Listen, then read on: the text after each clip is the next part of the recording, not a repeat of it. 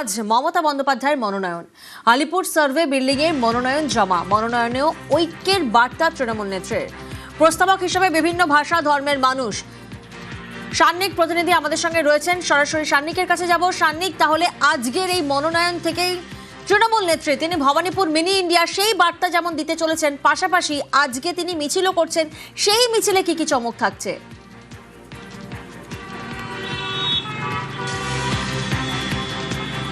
দেখো, আজকে 10:30টার সময় আলিপুরের সার্ভে বিল্ডিং এ মনোনয়ন জমা দেওয়ার কথা রয়েছে তৃণমূল সুপ্রিমো মমতা বন্দ্যোপাধ্যায়ের। আর ভবানীপুর বিধানসভা মানেই একটা ভিন্ন ভাষা, বিভিন্ন মতের মানুষজনের একসাথে যেহেতু এই বিধানসভায় বসবাস, তাই তাদের কাছে পৌঁছানোর জন্য, তাদের সঙ্গে গোটা বিষয়টাকে সামঞ্জস্য রাখার জন্য আজকে তৃণমূল সুপ্রিমোর যে বর্ণাঢ্য শোভাযাত্রা, এই কালীঘাটে তার বাড়ি থেকে সার্ভে বিল্ডিং খুবই অল্প দূরত্ব, কিন্তু তার মধ্যেও বেশ কিছু চমক তৃণমূল কংগ্রেসের তরফে রাখা হতে পারে, তেমনটাই কিন্তু খবর রয়েছে।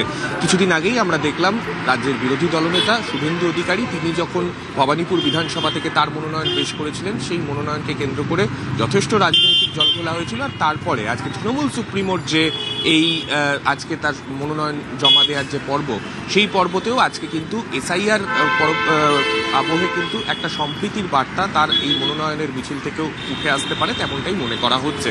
পাশাপাশি তার আজকের যে মনোনয়নপত্র পেশ, সেখানেও প্রস্তাবক হিসেবে রাজ্যের মন্ত্রী ফিরহাদ হাকিমের স্ত্রী রুবি হাকিম তার থাকার যেমন কথা রয়েছে, পাশাপাশি ভিন্ন ভাষা, ভিন্ন সম্প্রদায়ের অনেক মানুষকে সেই মনোনয়নের প্রস্তাবক হিসেবেও এক জায়গায় রাখার কিন্তু সম্ভাবনার কথা জানানো হয়েছে তৃণমূল কংগ্রেসের তরফে। তাই আজকে অবশ্যই চমক থাকবে, তার মনোনয়ন পর্ব পেশের আগ থেকেই দেখতে পাওয়া যাবে সেই চমক, এবং আজকে তার শোভাযাত্রায় ঠিক কি কি চমক উঠে আসে সেই দিকেও কিন্তু আমাদের প্রত্যেকের নজর থাকবে। একেবারে সেই দিকেই আমাদের প্রত্যেকের নজর থাকবে। মনোনয়নে থাকবে নেতা কাউন্সিলররা।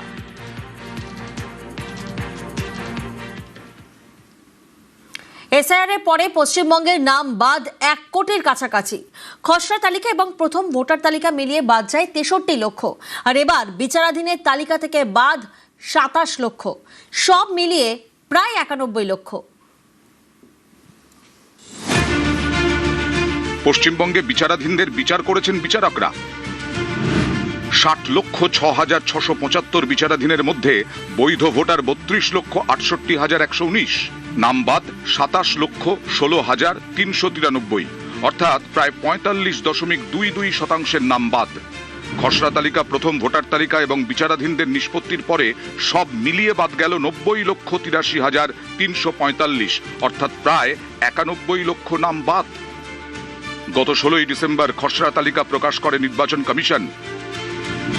খসড়া তালিকায় বাদ পড়ে 58,20,899। এসআইআর এর পরে 28 ফেব্রুয়ারি প্রকাশ করা হয় প্রথম ভোটার তালিকা, তাতে বাদ পড়ে 5,46,053। বিচারাধীন তালিকা থেকে বাদ গেল 27,16,393। সব মিলিয়ে বাদ গেল প্রায় 91 লক্ষের নাম। পশ্চিমবঙ্গে ভোটার সংখ্যা দাঁড়ালো 6,77,42,891। নিউজ 18 বাংলা। সবচেয়ে বেশি মুসলিম মুর্শিদাবাদে, আর মুর্শিদাবাদে সবচেয়ে বেশি নামবাদ নদিয়ায়, সেখানে মতুয়া ভোট ফ্যাক্টর, এখানে নামবাদের হার সর্বোচ্চ। কোচবিহারে ফ্যাক্টর রাজবংশী ভোট, আর এই জেলায় 50% বিচারাধীনেরই নামবাদ।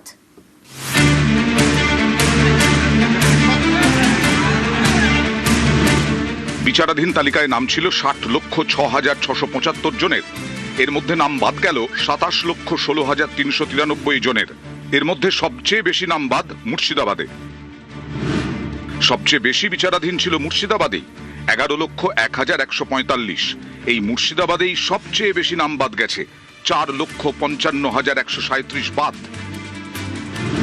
মালদায় বিচারাধীনের তালিকা থেকে বাদ পড়েছে 2,39,375 জনের নাম। মুর্শিদাবাদ এবং মালদা এই দুই জেলাই মুসলিম প্রধান।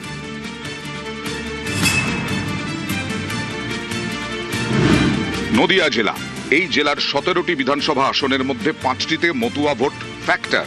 নদিয়ায় বিচারাধীন ছিল 2,67,094। এর মধ্যে বাদ পড়েছে 2,08,626, যা শতাংশের হিসেবে সবচেয়ে বেশি, প্রায় 78%। 33টি বিধানসভা আসন নিয়ে উত্তর 24 পরগনা, এর মধ্যে বেশ কিছু আসনে মতুয়া ভোট ফ্যাক্টর। উত্তর 24 পরগনা জেলায় বিচারাধীন ছিল 5,91,252, বাদ গেছে 3,25,666।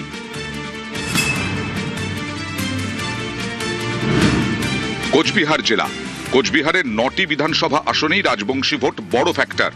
কোচবিহারে 2,38,107 জন বিচারাধীনের মধ্যে বাদ পড়েছে 1,20,725, শতাংশের বিচারে 50.71%। কলকাতায় নাম বাদ 67,632 নাম বাদ। বিজেপি যেভাবে বলছে কমিশন সেভাবে করছে, এবং সংখ্যালঘু মানুষ, মহিলা, এদের সব টার্গেট করেছে। মহিলারাও অনেক মহিলাদের বাদ দেওয়ার সেই প্রক্রিয়াও করেছে। আবার সংখ্যালঘু করতে গিয়ে সংখ্যাগরিষ্ঠ মানুষ অর্থাৎ হিন্দু মানুষও কিন্তু বাদ পড়ে গেছে, মতুয়া শ্রেণীর মানুষ বাদ পড়ে গেছে। বিজেপি যেমন বলছে তেমন ভাবে খেলতে গিয়ে এই কাজটা করছে। বাংলাদেশি অনুপ্রবেশকারীদের নাম থাকবে না। তৃণমূল কংগ্রেস পরিকল্পিতভাবে ফর্ম 7 জমা দিয়ে বিভ্রান্তি তৈরি করেছে, ভুল তথ্য আপলোড করে সমাজের কিছু প্রতিষ্ঠিত মানুষ, কিছু মতুয়া আদিবাসীদের নাম ভোটার লিস্ট থেকে বাদ দেওয়ার জন্য বিভ্রান্তি তৈরি করেছে। তার কারণেই আজকে এই অবস্থা তৈরি হয়েছে। নিউজ 18 বাংলা। বিচারাধীনের 60 লক্ষের মধ্যে বাদ 27 লক্ষ। যাদের নাম বাদ তারা আবেদন জানাতে পারবেন ট্রাইব্যুনালে, আর সেখানে বৈধ প্রমাণিত হলেই এবার কি আর ভোট দেওয়া যাবে?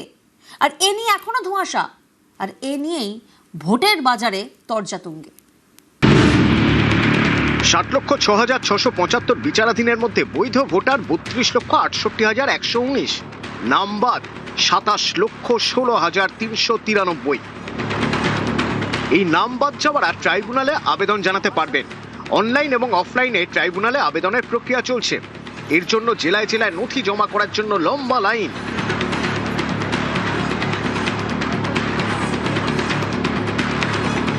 কিন্তু প্রশ্ন হচ্ছে, ট্রাইব্যুনালে বৈধ ভোটার প্রমাণিত হলেও এবার কি আর ভোট দেওয়া যাবে? এ নিয়ে এখনো ধোঁয়াশা। সবার নজর সুপ্রিম কোর্টে। আগামী সপ্তাহে সেখানে শুনানি। আমাদের পূর্ণ আস্থা আছে সুপ্রিম কোর্টের উপর। নির্বাচন কমিশনের দায় দায়িত্ব এবং বিজেপির দলদাসের মতো আচরণ করে নাম বাদের খেলা খেলছে। প্রত্যেকের ভবিষ্যৎ সুনিশ্চিত থাকবে। ভারতবাসী যারা আছেন তারা ভারতবর্ষের নাগরিক, তারা ভোট দেবেন। বিচারাধীনদের মধ্যে 27 লক্ষের বেশি নাম বাদ গিয়েছে। তারা প্রত্যেকেই ট্রাইব্যুনালে আবেদন জানাতে পারবেন। কিন্তু তাদের নাম কি ভোটার তালিকায় উঠবে? তারা কি এবারের ভোটটা দিতে পারবেন? এ নিয়ে এখনো ধোঁয়াশা। কারণ 6ই এপ্রিল ছিল প্রথম দফার ভোটের মনোনয়ন জমার শেষ দিন, আর 9ই এপ্রিল দ্বিতীয় দফার মনোনয়ন জমার শেষ দিন। কমিশনের নিয়ম অনুযায়ী মনোনয়ন জমার শেষ দিনের তালিকাতেই ভোট হয়। তাহলে ট্রাইব্যুনালে কেউ বৈধ প্রমাণিত হলেও তিনি কি এবার আর ভোট দিতে পারবেন? সুপ্রিম কোর্টে 13ই এপ্রিল শুনানি। নির্বাচন কমিশনের দায় দায়িত্ব এবং তারা যেভাবে অপরিকল্পিত, দূরদর্শী, হঠকারী পদ্ধতিতে বিজেপির রাজনৈতিক উদ্দেশ্য সাধনের জন্য বিজেপির দলদাসের মতো আচরণ করে নাম বাদের খেলা খেলছে, আমাদের অনুরোধ, আমাদের আবেদন, মহামান্য সুপ্রিম কোর্ট বৈধ ভোটারদের তাদের প্রত্যেককে ভোট দেওয়ার সুযোগ দেবেন। প্রত্যেকের ভবিষ্যৎ সুনিশ্চিত থাকবে। ভারতবাসী যারা আছেন তারা ভারতবর্ষের নাগরিক, তারা ভোট দেবেন। তাদের ভবিষ্যৎকে সুরক্ষিত করবার দায়িত্ব কেন্দ্রীয় সরকারের এবং নতুন যে সরকার হচ্ছে তাদের। নিউজ 18 বাংলা। অ্যাডজুডিকেশনে বাদ প্রায় 27 লক্ষ নাম। আজ দিল্লিতে কমিশনের তৃণমূলের প্রতিনিধি দল। দিল্লিতে কমিশনের নাম বাদের প্রতিবাদ তৃণমূলের প্রতিনিধি দলে ডেরেক ওব্রায়ান, সাগরিকা।